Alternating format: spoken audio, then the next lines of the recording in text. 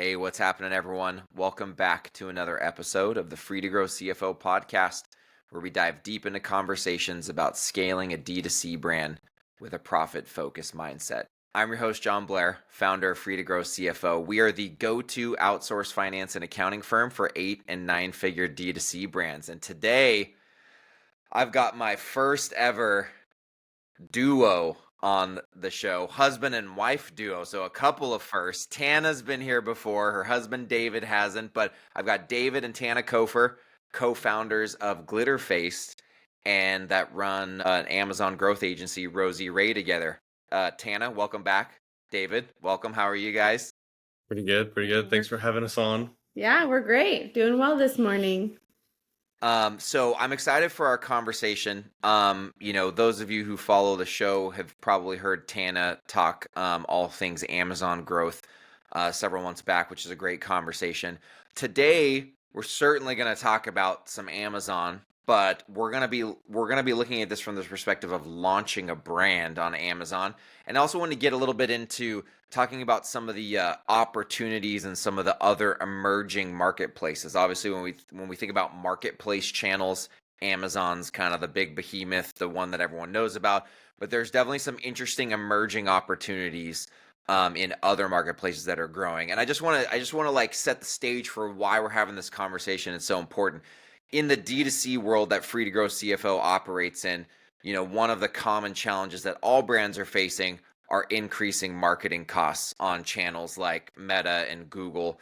And so in the face of increasing customer acquisition costs, one of the kind of profitable growth levers that you can that you can lean into as a growing D2C brand is adding on Amazon and other marketplaces to your strategy. It's not the only one, but it's certainly a big one, right? That if done well, can continue to launch your growth and maintain profitability in the face of increasing customer acquisition costs. So before we get into this, Tana, David, I don't know who should dive in first, but I'd love to hear about your journey to first co-founding Glitterface, and then how you guys decided to join forces running your agency called RosieRai.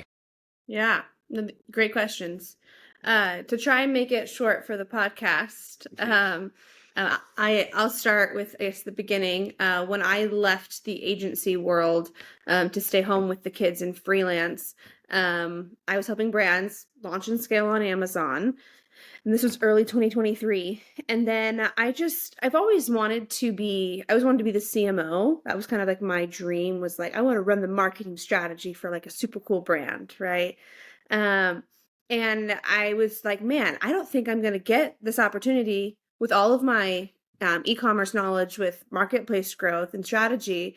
Like, I'm not sure I'm going to get this opportunity for quite a while unless I make it for myself. Like, that was at the end of the day, like, I just need to make the opportunity for myself. And so I, like other entrepreneurs, kept writing ideas for years in my notepad on my iPhone, like of my list of product ideas, right?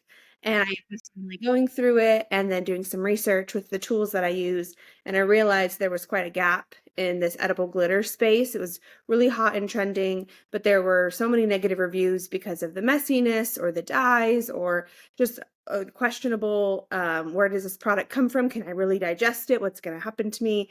And I just felt like that was an area that I could kind of come in with my expertise, and I could, learn and grow, and I could launch a really fun brand. And so I actually reached out to one of my great friends, Zach, who is also a co-founder of Glitterfaced.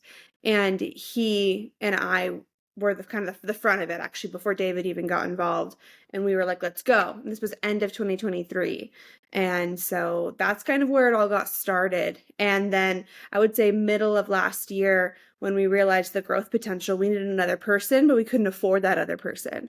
And so naturally, you then think, well, my spouse, like, I have someone here who's supporting me. My spouse is free. Yeah. So it was like, hey, where can I get free labor? That's like totally legit. Yeah. It's your spouse or your kids, right? I love it. So that's what we did. I was like, okay, like, my kids are old enough that they can come to activities, they can come to events and such. David, you're going to help me set up the booth. David, you're going to help me make this product this weekend. David, I need you to go approve the label with the manufacturer. David, go to Salt Lake and grab the glitter. Like, I just had him as the person kind of going, and then it just naturally he was involved in the everyday conversations, and that's kind of how I would say that got started. Do you want to talk about how you got involved with RosieRai? Yeah, I mean, for me, both of these were kind of a spectator sport for a long time. I watched her um, build all these ideas. She bounced a lot of them off of me, and was like, "Sure, honey, that sounds great. Like, this just wasn't one of my worlds at all." And I was just, I did a bunch of different things. I just kind of looked for what kind of new skills I could learn, and then Tana, in the middle of 2024, kind of said, "All right, these things are picking up some steam." I had been helping out with Glitterfaced, you know, just because I was around. But middle of 2024, things were kind of picking up steam, and she asked me to step in and lead my thing full time and to work on RosieRai. It wasn't specifically Glitterface; it was more RosieRai. But naturally, because I had more time, I kind of started stepping in more on Glitterface as well. But with RosieRai, what we've started telling people is I'm just the first hire at everything. So I'm the first salesman, I'm the first bookkeeper, I'm the first, whatever. Um, and doing it badly and figuring it out, and she hands me projects that are going to take her too much time and says, "Go I figure this love out." it. Yeah. I love it. I love it. Yeah, the first employee for anything early stage, it doesn't matter if it's a brand or it's an agency or whatever. It's literally just like uh you have to wear whatever hat needs to be worn that day, and there's a lot of ambiguity and um vacuums, like leadership vacuums, process vacuums, all the vacuums, and you just have to figure it out, right? Yeah. um I love that. Well, okay, so a couple things. I'm a big, and Tana, I think we talked about this the last time I had you on the show, but when I think about service providers that provide a service to growing ecom brands, one of the things that I see again and again and again is the service providers that have a background as an actual operator themselves have the ability to really understand what it's like to be in the shoes of their clients, and they're actually far more valuable than the career consultant, we'll call it, right? So walk me through a little bit of what comes to mind when you think about how having your own brand in Glitterface has helped you be um, that much better of a consultant at RosieRai on the Amazon and marketplace, like ad buying and growth strategy side of things. Yeah, it's a good question.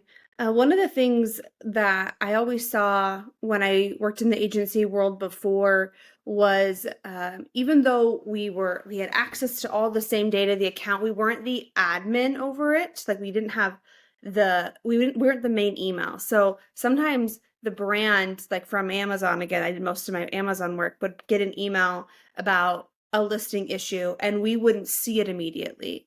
And so Mm, then they would maybe not inform us because they assumed we knew, but we didn't get that email because we don't own the account. Like, there are different things that happen when you're in the agency world where you don't see those. Another one is when the placement fees for Amazon like increased, or when fees change. um the owner of the account gets those notifications, not always the agency, right? And so there were things like that I would say previous to me launching my own brand, I it would take me several days, if not weeks, to have found that issue, caught it, and mm, made the change. Um, and whereas as an owner, I would get those same emails. Okay, the placement fee is changing for all accounts. Here are the details, as opposed to waiting or finding it on LinkedIn. Like, I got the email the same time the brand did. So I was immediately interesting. going into my account, Glitterface, how is this going to affect me? How do I make a new shipment? And within like an hour, I was emailing all of my brands saying, okay, with this email that you received and this new change, here's how we're going to go about this process. And so I felt like I was much faster to changes, or I have been much faster, because I'm getting those notifications and I'm seeing how it will affect me. And although I want to say I was a very passionate consultant before, and I loved the brands I worked with and I was very involved, it's another level when it's your own money coming into the brand. Absolutely. right? It's another level when the fees get changed from 15 cents to 50 cents a product, right? It might seem small, but when it hits my bank account, like it feels different. And so I think I have way more empathy because of that. And then on all of my sales calls now, we can answer questions, I would say, better. We can answer them differently. And we have that um, natural, like, oh, I totally get it. When that happened in February, that really hit me hard. Or when I launched in this space, here are some of the things that I learned. So I would say now we're signing more brands that are similar to ours, like in grocery, for example, because we get that's the space that we launched our brand in. So they trust us in that space, if that makes sense. Totally. Yeah, I'm curious, are there any like strategies that you tested on your own brand before applying them to clients that you found like especially insightful or powerful? Yeah, there's a lot. Let me think of a really good one to share. I would say the one that impacted us the most was, and again, we're mostly an Amazon business, so I'll stick to uh, an Amazon example. Every category has different what are called referral fees, which means how much you pay Amazon. So every category pays Amazon a little more or a little less based on the category that they are in. One of the things that David actually figured this out. When we launched into grocery and gourmet, we learned that if you were at $14.99, you actually only paid 8%, but we launched at $16.99, so we were paying Amazon 15%. So that's almost like Interesting. a double jump in how much we're paying Amazon based on that price. There's a similar thing in shoes and beauty. There's different levels that I wouldn't say there's necessarily like a PDF file for where you can just see. You have to kind of learn and test. And so once we figured that out, our brands that were in that category, I immediately was on the call. Hey, how can we adjust your pricing to get you more money back? Because we've just learned this. Do we need to go from a 2-pack to a 1-pack? Do we need to run a sale and see if it works? Like, yeah, that was a big one. I would say we immediately were able to test on brands and they were really happy with our ability to do Interesting. that. Another one actually is within Walmart. We learned that you can actually, if you know the right way, you can actually upload your reviews from That was a great one. your D2C site to Walmart. They have a Interesting. syndication that is free and approved. So I had one brand who wanted to launch on Walmart, but was so nervous because the competitors had 1,000 reviews. And I was like, what's your D2C? And they're like, well, we have like 3,000. And I was like, download that. I'll upload that. And they were like, the previous 3 agencies we tried never knew that. And I don't think I would have unless I had my own brand that I was like scrolling for days trying to figure out how to amplify my reviews to find that like hidden gem. Does it make sense? Yeah, no, I love that. It's another example of this concept I talk about a lot on the show, which is that like when you find a good consultant, right, a good service provider, they help you go further faster.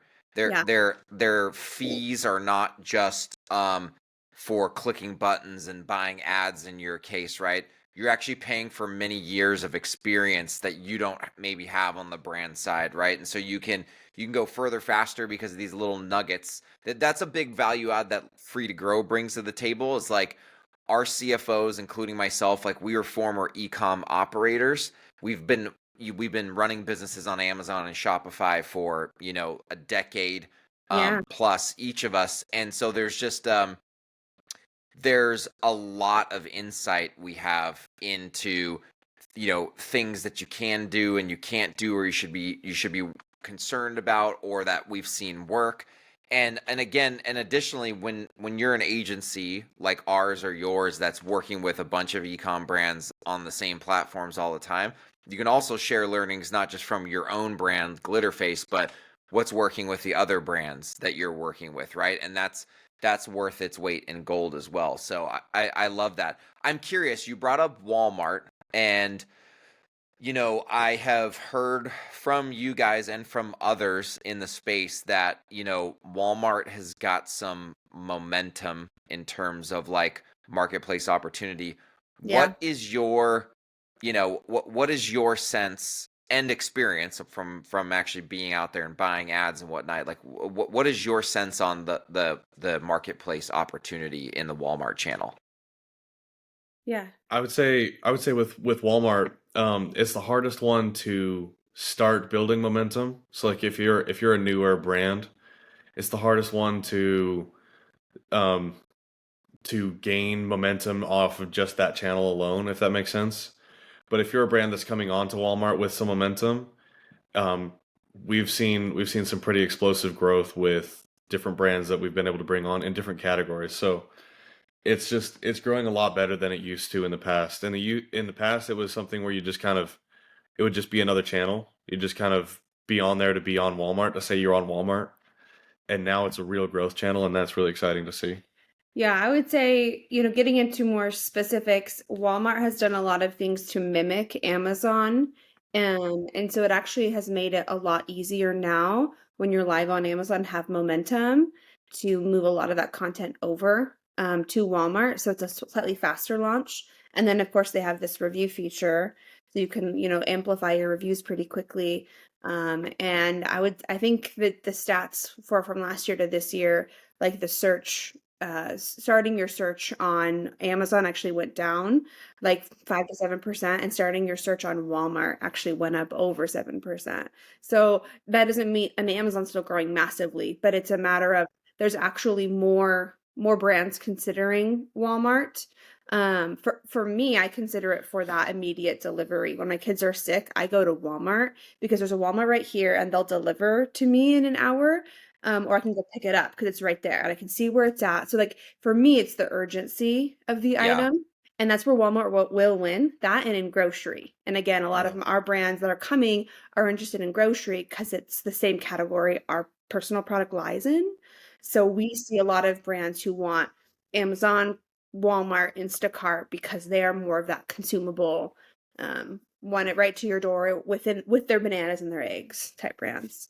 Yeah, that's interesting. It's kind of a friend of mine named Matt Ezek was on the podcast a few months back, and we talked about the marrying up of the kind of digital ad experience with like physical delivery or physical retail. And so it sounds like there's a bit of an opportunity there with Walmart that like Absolutely. you're advertising online digitally, but you can kind of blend the experience with physical retail a bit in the way of either like in-store pickup or the like 1 hour delivery or like few hours delivery within a few hours. So that's pretty cool. What you mentioned, like the start, I know that one blocker or concern or challenge that we see with a lot of D2C brands going to get Amazon set up is like just like the uncertainty around the effort it takes to launch and launch well and all that. You mentioned like the barrier or the kind of effort for launching on Walmart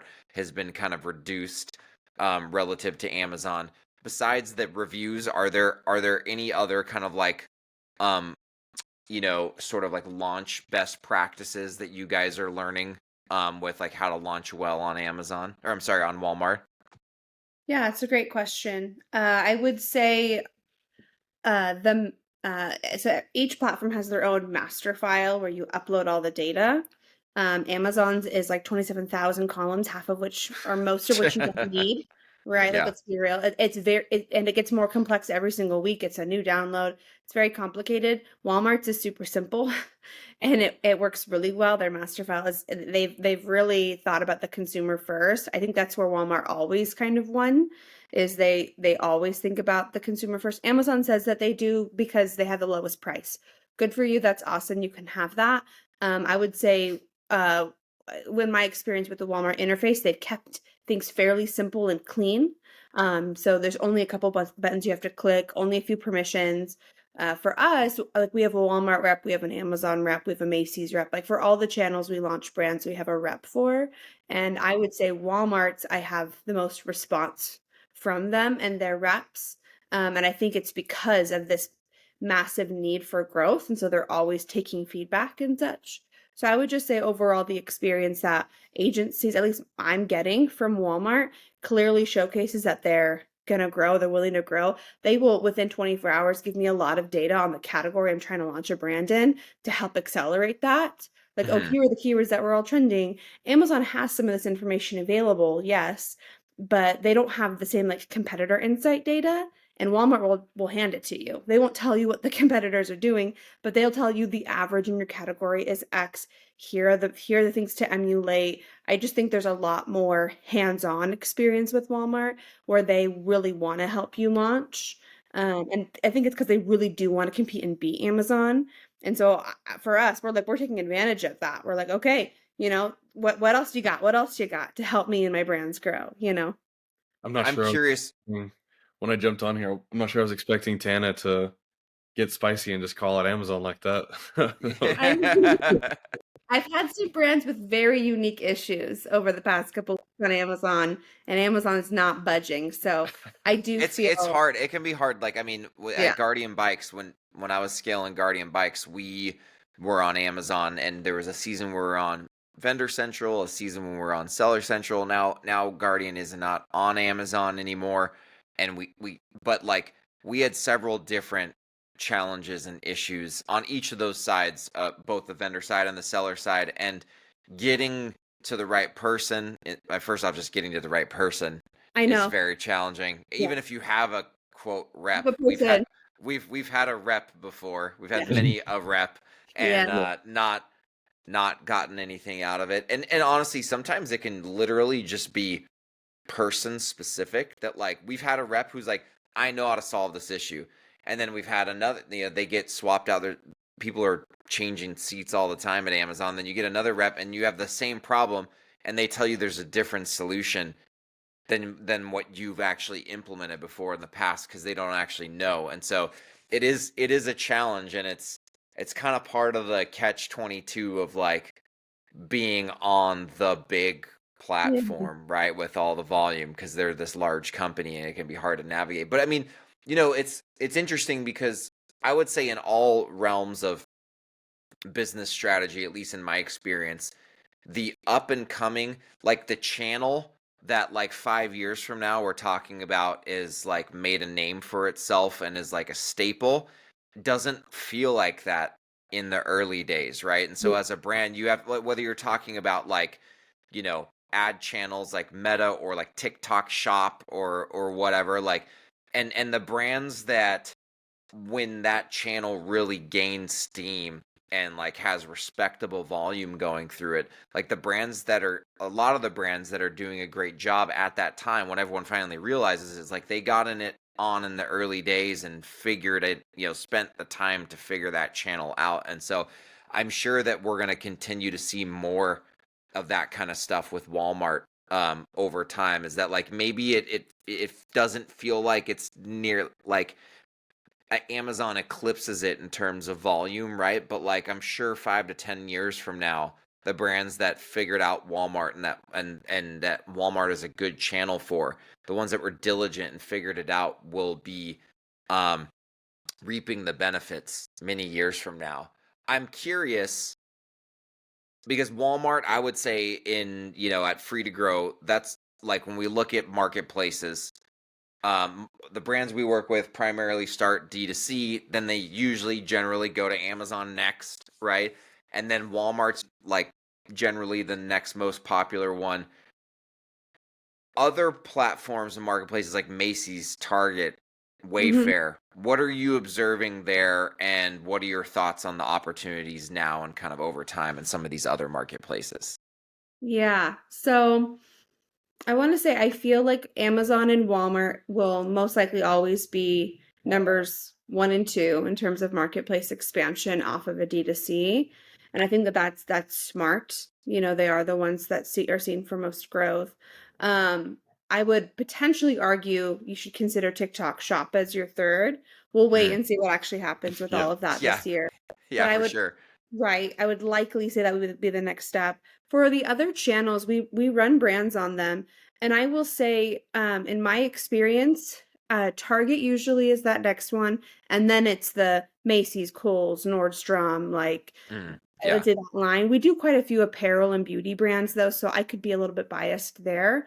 But one of the reasons why I would say it kind of goes in that order is Target is considered one of the other bigger names. However, in my experience, Target, their API doesn't sync with a lot of the other tools that are out there to help with growth. Interesting. So, so for example, we're considering moving from our current tech stack to a different one, and they take Amazon, Walmart, and all these little smaller marketplaces, but not Target. And I'm Interesting.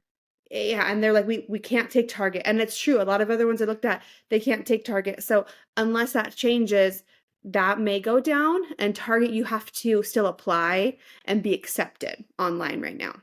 Whereas other channels, you don't have to. So I think that that's the barrier, but that I would say is the next one everyone wants to do. And then last would be I would say all the others are kind of secondary. If you're in apparel, it'd be that Macy, Nordstrom, Kohl's, which we do. And if you're not apparel, it would probably be the eBay or the Instacart if you fit one of those demographics.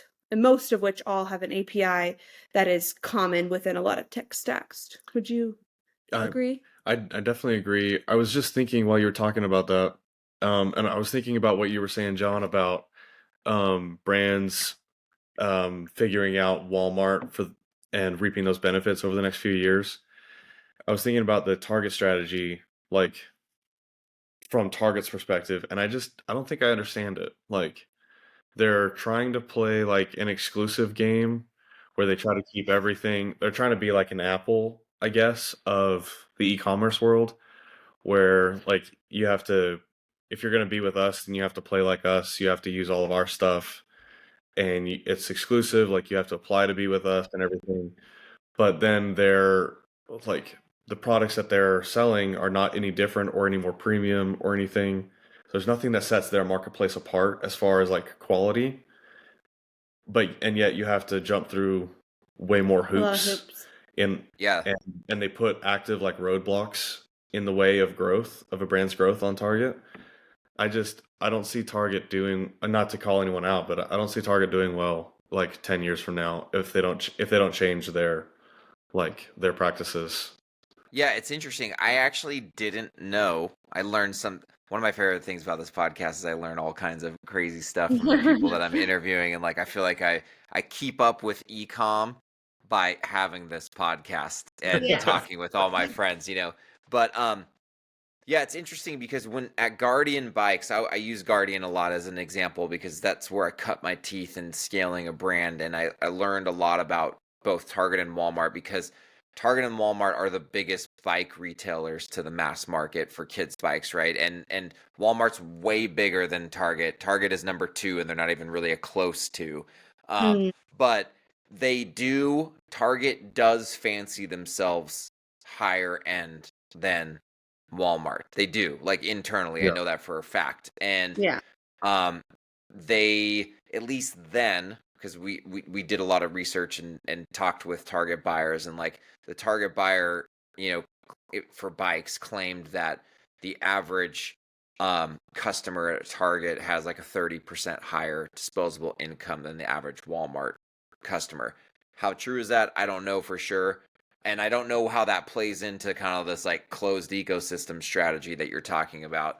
But I Yeah. wouldn't be surprised if they were doing it to try to kind of set themselves apart quality wise and say that everyone who sells on target.com is vetted by us, Yeah. probably trying to keep this is just speculation, but Yeah, I'm for sure sure. there's plenty of one problem Amazon has and probably Walmart has, um, by it being kind of this open ecosystem. There's a lot of these like Chinese brands, right? That just like they have Yeah. Yeah. no physical presence in the US. They drop ship from straight from China and Amazon's their storefront or probably Walmart's their storefront. So I'm sure they're trying to keep some of that stuff out as well. But it's a good point, you know, that like um if you can openly as a brand get on these other marketplaces a whole lot easier, you know, then that it opens up the opportunity to scale those channels, and maybe never even utilize Target, you know. Um, I mean, and the brands that do get approved on Target, I had a brand tell me just a couple weeks ago, they got an email saying they were pre-approved. I was like, oh, okay, interesting. That's new to me. I didn't realize you could be pre-approved like for a marketplace, It's like like a a credit mortgage. card. It's like a mortgage. Like, Go get to your credit No, score. exactly. yeah, exactly. And so I was like, oh, okay, well then you're probably going to be one of the only ones selling your product on there. Like that is amazing. That's For sure. great. Oh, I think Walmart, if I remember correctly, Walmart was a marketplace before back in like 2019, 2020, where I want to say to do the Walmart marketplace, you had to be approved. And then they opened that up. That could be a total lie. I want to say that was the case. But as they've opened it up, I'm sure they're having similar problems that Amazon does where you need brand registry so that no one else sells your product. Sure. Yeah. I'm sure they're facing those same things, but they still have way less brand within every category online. So it's easier to rank number one. Like it's a little bit easier to be top of mind and top of the page on Walmart. There's just less search volume in general. So there's less right now money to grab there. Got it. I'm curious to get your thoughts generally on like a very common challenge that the brands we work with face on marketplace strategy is like, okay, this is kind of the sequence. It's like they've scaled to a certain level on D2C. They're feeling that they strategically need to open another channel to, reach more eyeballs Yep. and help kind of bring down the multi-channel, full funnel, blended marketing cost, right? When you guys look to Amazon and these other marketplaces relative to D2C, I know it can depend on the brand and like categories and stuff, but like generally, should brands be expecting like lower acquisition costs than D2C, about the same, higher? Like what are the ways that from your perspective brands should be thinking about acquisition costs on these marketplaces relative to what they're used to on D2C? Yeah, if we're removing the advertising dollars at first, let's remove those and just say like dollar for dollar. I would say it is about the same, if not Amazon's a little more expensive. And that's if you leverage Amazon's one Amazon takes just naturally they take like 8 to 15%. So even though you could see more velocity, they're going to take a little bit more. And then it depends on the size, the weight of your product, whether or not using Amazon FBA, like their fulfillment system, will be cheaper for you or more expensive. A lot of brands think it's more expensive for them, but it actually is cheaper because they get the Prime one day. Especially if you're smaller, you can literally be in a box this small, right? And so I would say it's pretty close. When you add in the advertising costs to that, I would say that Amazon is a more expensive pay to play space as opposed to some of the more scrappy options from a D2C perspective. I mean, you have email marketing, which is a fantastic opportunity for D2C. You don't really have that same option for Amazon. You have a little bit of retargeting, but you have to pay for that more so than email marketing, right? It's just right for retargeting, for subscribe and save, things like that. Where I would argue is I would say Meta's cost per acquisition costs are higher than Amazon. So when we think about like a dollar for dollar, like PPC ad cost play, it depends on the channels that you're using and how scrappy you are. You have millions of opportunities of how to gain customers through D2C, and through Amazon, I would say you have a select few options. And so that's kind of where I would say when you're talking about scale and cost, that's why it makes sense for a lot of brands to start D2C. For Glitterface, we started Amazon, and it's because one, it's what we knew, but also that's where the search volume was. Yeah. Yeah. That's where the people were looking for it, and we wanted to test the market, test our product, right? Our first product was a failure. We had to relearn, right, with our second. And for us, we didn't want to spend a bunch of money to drive traffic at the beginning. We wanted to go where the traffic already was. That's a So good distinction. Like that's important. Like um I think one thing I want to draw out here for listeners is that like the way that we used, I think, Amazon well at Guardian Bikes was deciding on a specific strategic use of Amazon, right? You just mentioned like quick go to market, quick and cheaper go to market. But most importantly, a part of that is like getting the product in front of actual legitimate customer eyeballs cheaper and faster to then figure out and iterate like on the product side and make sure that you have tight product market fit. That's a great way to use Amazon. Where we did Amazon, I would say poorly at Guardian in the early days was just offering all the same, just doing the exact same thing on Amazon as we did on our D2C site. And that was cannibalistic, we found out. And it's not cannibalistic for every brand, but it was for us, right?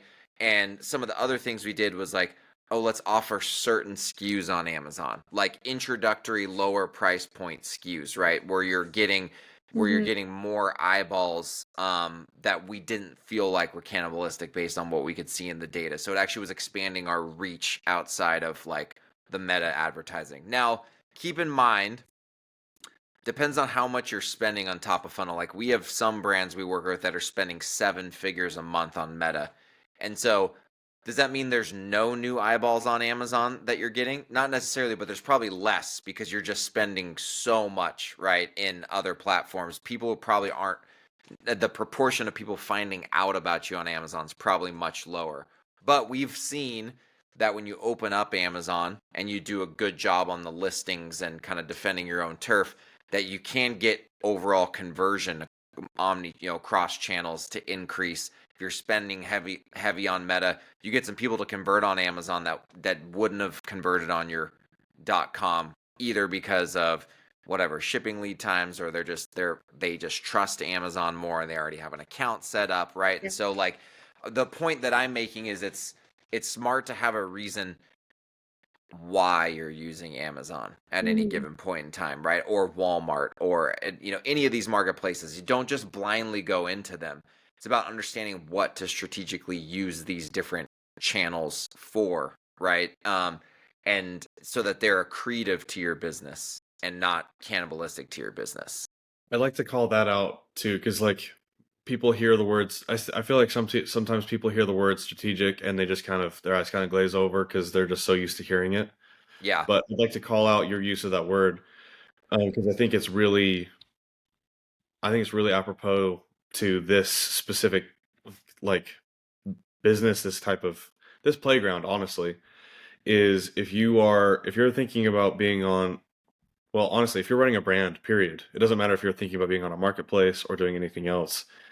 Strategy, being strategic has to be like your number one focus, I feel like, because margins are so tight, there's so much competition, there's so many different places that you could be putting your dollars. Like every single dollar needs to have a very specific purpose and strategy behind it. 100%. Um, there's you people who do unless you've just got more money to blow than I know what to do with. Not Throwing stuff these days. Not in this exactly. market. That's old school. Throwing stuff at the wall and seeing what sticks is not going to get you through, And so 100%. that, you know, if you understand exactly what it is that you're trying to do with this, with this portion of your time and money, then not only are you going to do a better job with that, but you're also going to know what the markers for success are. You're going to know when you should stop, when you should pour more into it. Like everything is just going to go a lot more smoothly if you really focus on that keyword there. Yeah, no, I mean that what you brought up is very well said, is that when you go in now, your strategy's wrong sometimes, right?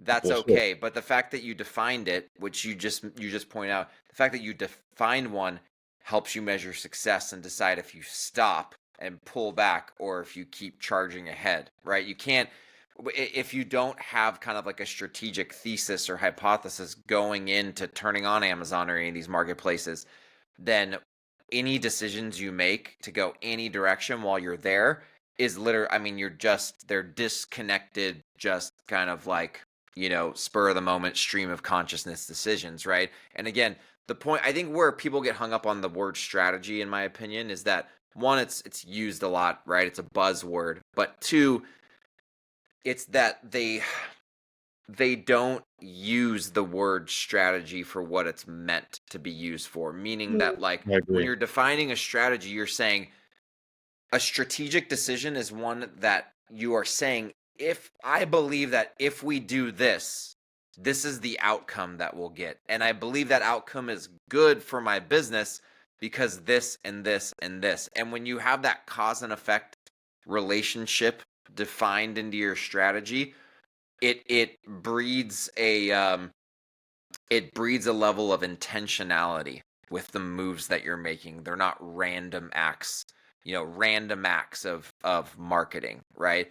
And so yeah, no, I think very well said. Look, I do want, before we get to the end of this episode, I actually want to move away from your brand and marketplace growth, and I want to talk about being a husband and wife duo. And that's what we're gonna end the podcast with.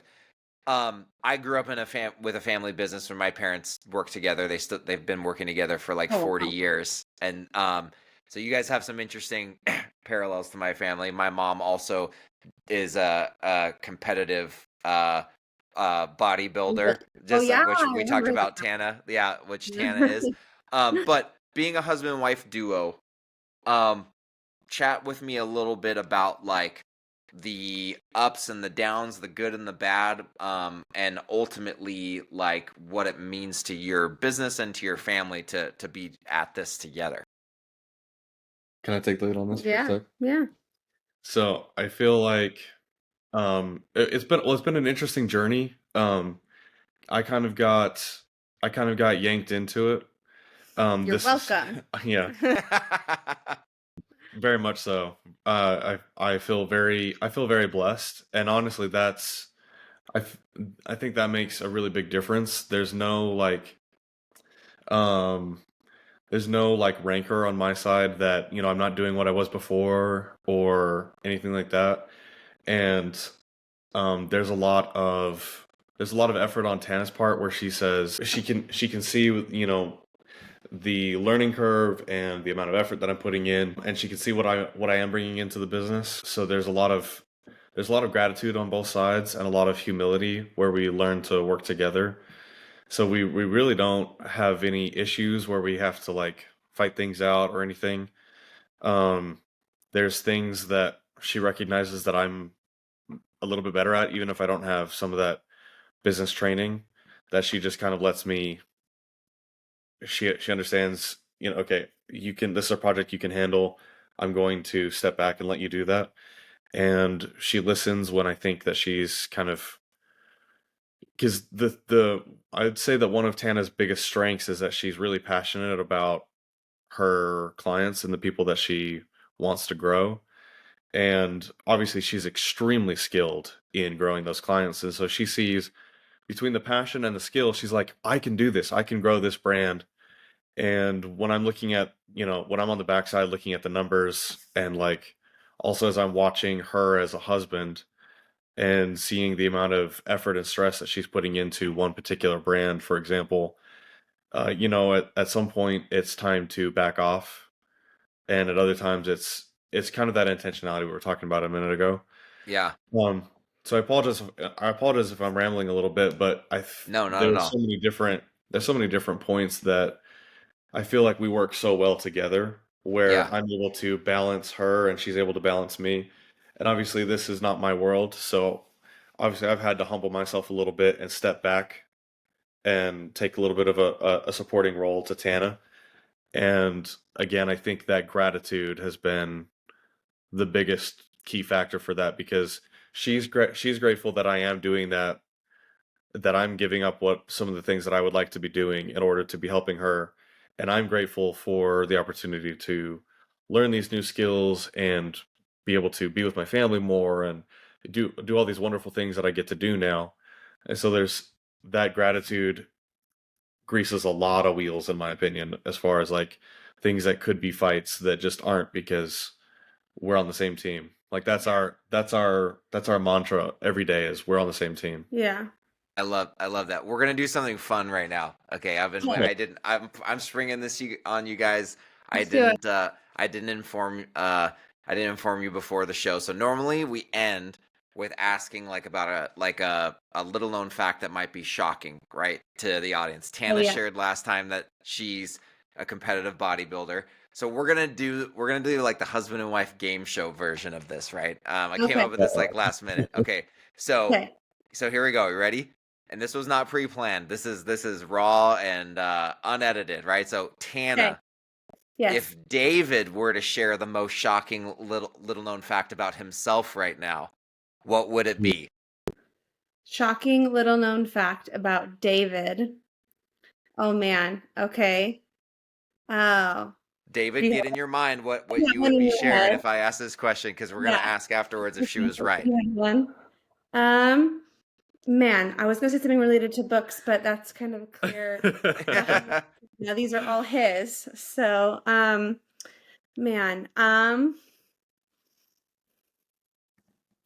I am gonna say, um, that David wants. I'll say that if David could stop and do anything, like You're on the right track. You're on the right track. Here we go. Here we go. stop and do anything. I was gonna say career wise, maybe that's not it, but he would go and he would be a professor of something in politics, You're anything, something like that. you were close. Oh, dang. The one I was thinking was my dream. My dream eventually would be to be a professor of philosophy. Something like that. Nice, dude. There we go. That was pretty good. There you go. Okay. We had to do a little husband and wife like dating game show version of asking my final question. I love that. Well, unfortunately, we do have to land the plane. This was an awesome conversation. I want to remind everyone the reason we had this conversation today is because in the wake of increasing acquisition costs on the D2C side of the world, Amazon being the most quote famous marketplace, Walmart and some of these other marketplaces, they represent opportunities to get new eyeballs on your brand, right? Expand into new channels to continue to accelerate growth, but enhance hopefully marketing efficiency instead of making it worse. So agencies like RosieRai, I highly recommend you check them out. But before we end here, guys, where can people find more information about your brand Glitterface and about your Amazon and marketplace growth agency RosieRai? Yeah, Glitterface you can find on Amazon. Or on Instagram. We're decently active on TikTok. You can find us there. And then I would say for RosieRai, if you own a brand and you're interested in the kind of content and how we do things, you can check out our LinkedIn or our Instagram. If you're interested, we have a website. And really, I just like to chat with everyone. So if you just like DM me via Instagram or LinkedIn, I'll just check out your website, like give you my thoughts if you're ready. We happily run average fees for people so you can see if this even makes sense for you margin wise. But yeah, honestly, I think we're pretty approachable. So we're just people. So just a LinkedIn message us is what I would say. We'll reply. I love it. We're not So big if enough you for have that. if you have any questions about Amazon growth, ad buying, as well as Walmart or any of these other marketplaces, I highly recommend reach out to Tana and David on LinkedIn. And don't forget that if you want more helpful tips on scaling your profit-focused D2C brand, to consider following me, John Blair, on LinkedIn. And if you're ever interested in learning more about how Free2Grow's D2C accountants and CFOs can help your brand increase profit and cash flow as you scale, check us out at free2growcfo.com. And until next time, scale on.